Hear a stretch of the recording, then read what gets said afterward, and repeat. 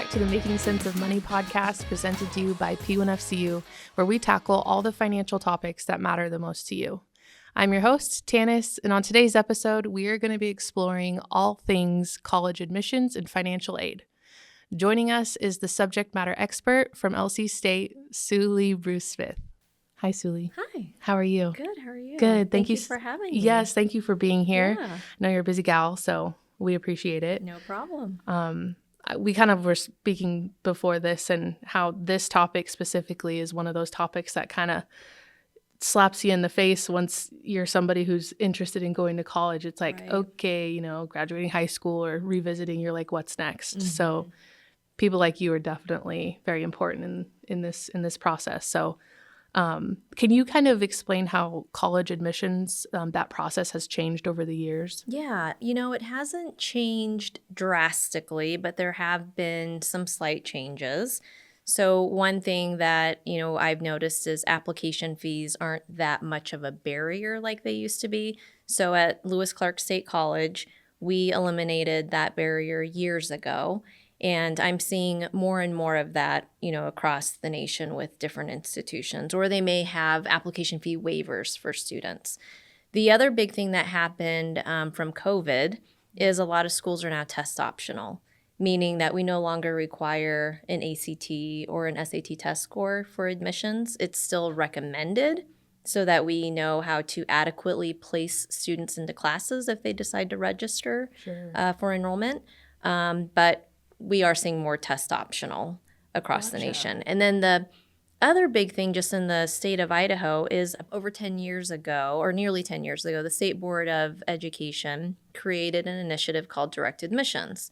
And so what it does is every Idaho senior will receive a letter from the state board saying, congratulations, you've been pre-admitted to the following institutions. So it takes the guesswork out of where students would be admitted if they decided to apply. Gotcha. And they look at GPA, they look at test scores, they're now looking at ISAT scores, but that has been a big change in the state.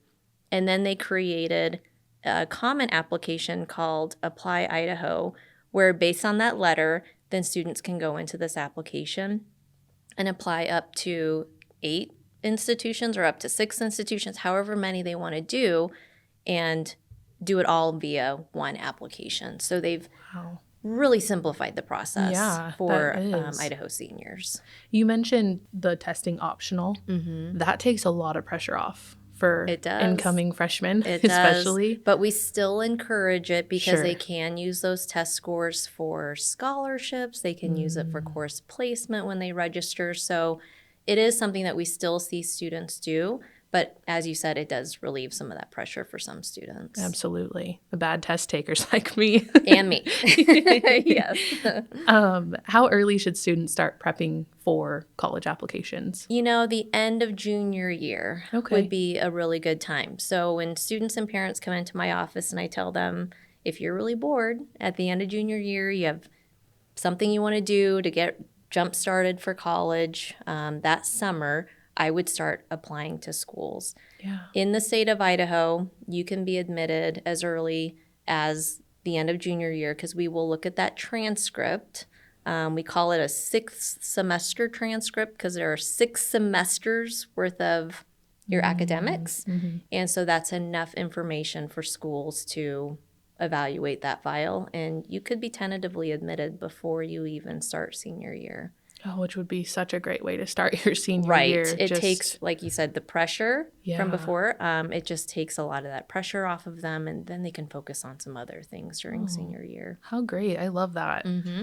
What do you think that are the biggest mistakes that students make during the college application process? I think one mistake that students make is they feel that they need to be 100% committed to the school that they apply to. We're kind of seeing that a little bit more, where they think, well, I'm not sure if I want to go to LC State, or maybe I want to go to University of Idaho. And so they may wait to apply until they make that definitive decision. Whereas we tell them, just apply to your top 3, apply to your top 5, go through those processes.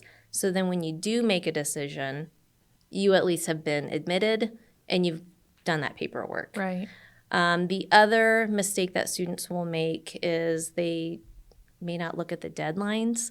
So every school tends to have a little bit of a different deadline, especially if you're looking out of state. They may have earlier deadlines than Idaho schools. So being aware of those at the very beginning of senior year is critical. Yeah. The other mistake that students tend to make is they don't ask questions if they're confused. We always say make a friend in the admissions office because we will make things simpler. Right. You and I figured out that we worked together as you were going through the college process. Yeah, I will not forget you. So it's helpful to have a go-to, right? A resource. Absolutely. And then not checking your email and checking your physical mail, because if there are things that come up in a student's file, we're going to be communicating with you somehow. We tend to do at LC State a lot of emails. We text students. We phone call students. We send information in the mail. So we are, doing a ton of outreach, but sometimes students ghost us until it's a little too late or it's like right before a deadline. Right. Well, I can tell you, I don't even remember even thinking about opening an email as, in high school. So that's also important kind of life skill for these kids to have someone like you in their corner, kind of like, hey, so I'm going to be emailing you. And they're like, oh. Yeah, what's email? Email. Okay. We still do that. Yeah. Yes, that's awesome.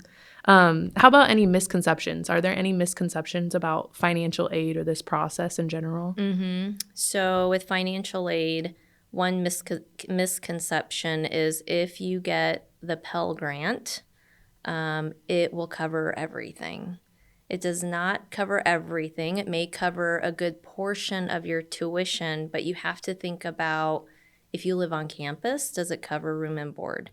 What about your books? What about general living expenses? Right. So students just think, oh, I've got the Pell Grant. I'm good. I've everything's covered. And that's not necessarily the case all the time. The other one is students think that you have to be enrolled full-time to get financial aid. Full-time meaning 12 credits per semester. You can get financial aid going part-time. So for some students, I think if they just talk with someone in admissions or financial aid and kind of explain what their goals are, we can tell you, yes, you can still get financial aid for that, or we'll explore other options. But going full-time is a big one. Yeah. The other one is some students and families will think loans are not considered financial aid.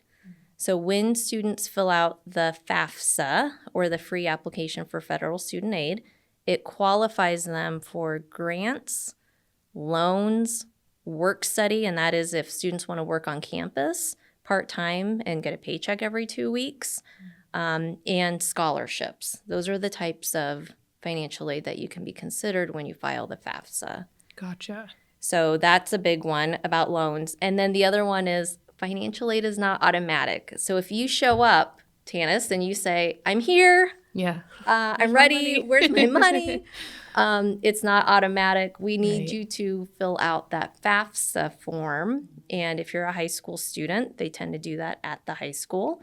If you are a transfer student or an adult returning to school, you can come into the office. We can help you with that, but you do have to file that form in order to be considered. Got it. I'll never forget doing that either. Right. It was one of those things like, we need people like you. It's because it's just so overwhelming. It's very intense process. But looking back on it, it's like, I wish that I would have utilized, a little bit more help, because I did struggle through a little bit of that, which I'm sure a lot of kids will do. Like, I need to get this done, so leaning on help is huge because you guys are all there. Exactly. There's so much support for these kids. And we're the subject matter experts, exactly. too. So if there's any sort of confusion, or if you want to talk about some, certain situation that's going on in your household, we can help you navigate that. What about even just like, can you check this? Did I do this right? Yes. So I like to tell the families that I work with, don't wait till the last minute. if you are sitting there thinking, God, I haven't heard from LC State in a while, is there something I should be doing? Call someone, especially in admissions and financial aid. We can check on your record and we can tell you, oh, Tanis, it looks like we're missing, this document, or we tried reaching you about your financial aid form. Here's some additional documentation that we need. Got it. So just don't wait till the last minute so you don't have any unexpected surprises. Absolutely. Oh, that's a great tip. Big time. How about the difference between need-based and merit-based aid? Yeah, great question. So need-based aid is really based on your demonstrated financial need, and you demonstrate that by filing a FAFSA. And then merit-based aid is really based on academic achievements. So if we have a student, let's use a high school student, and they come to LC State, we will look at their GPA, like their cumulative GPA, and they may qualify for merit scholarships based on that GPA. So when you were a senior, you were going through all the scholarship season. We probably talked about some merit scholarships that you may have qualified for based on your GPA or even your test score if you took the ACT or SAT. Okay, got it. That makes sense. We touched a little bit on the FAFSA process. What does that kind of look like, and what mistakes should families? We kind of talked about this. What kind of mistakes are done by things that could be avoided? Yeah. Waiting till the last minute, not reaching out. Yeah, so don't wait till the last minute. Read instructions carefully and check your email because, again, if financial aid is missing anything from your file, they will be communicating with you via email or through phone or text, or they may even mail you something. Gotcha. So just staying on top of your different communication methods so that you're not missing anything is a critical one. Got it. And how does it work exactly? Like, I remember having to put parent income. So it's different for like scholarships versus financial aid, right? Like there's different things that they look at, or yeah, so they're two separate processes, right? So for federal financial aid, you're filing the FAFSA form. And then for scholarships, there's a separate scholarship application. Now, some scholarships may say you must demonstrate financial need. The only way to demonstrate that is by filing the FAFSA. Got it. Okay. And then also we're going to take into account with the scholarship process your GPA, your test scores. So yes, two separate processes, but if you, again, make a friend in admissions or financial aid, we can help you navigate those two processes. Got it. Okay, I see. And my last question for you is one question that we ask all of our guests here on this podcast, and that is, what is one thing that you wish you would have known about money earlier in life? Wow. One thing that I wish I would have known about money earlier in life. Well, it's not automatic, right? It's sort of like what we talked about with financial aid. And it's important to save money earlier in life. I think when you're young, you think, I've got all those years ahead of me to worry about money and retirement and setting myself up. You kind of live in the moment. So I think learning how to save earlier is an important piece of money. Do you think you've taken that realization and kind of framed the way that you handle your finances now? Yes, and trying to teach my children that. And they do a good job in saving money. But I just remember being young and, making those and you're literally living paycheck to paycheck. So even just putting $10 away or $15, I mean, it felt very difficult. But I think doing that earlier is smart. There is no minimum and there is no maximum, even if it's $5. Right. But I think you feel like it should be a decent amount of money, whether that's, $100 or $200. But like you just said, it doesn't matter what the minimum or maximum is. You're just still saving it away. Yeah.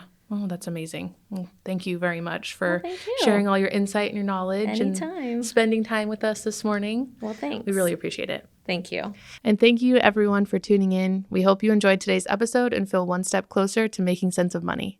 Don't forget to subscribe and check out our newsletter at p1fcu.org. We'll see you next time.